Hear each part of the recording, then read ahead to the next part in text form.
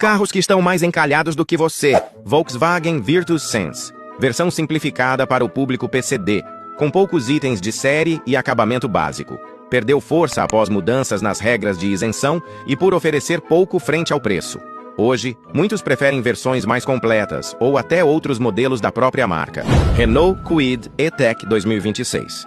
Mesmo com um novo visual, 6 airbags e preço acessível, ainda sofre com vendas baixas. A autonomia curta e o desempenho modesto limitam seu apelo.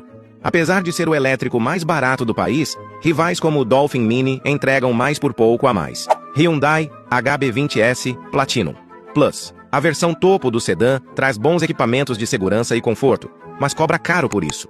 Com preço acima de 120 mil e visual que não agrada a todo mundo, muitos consumidores migram para SUVs. As versões intermediárias do HB20S acabam oferecendo melhor custo-benefício. Comente quais outros também estão encalhados.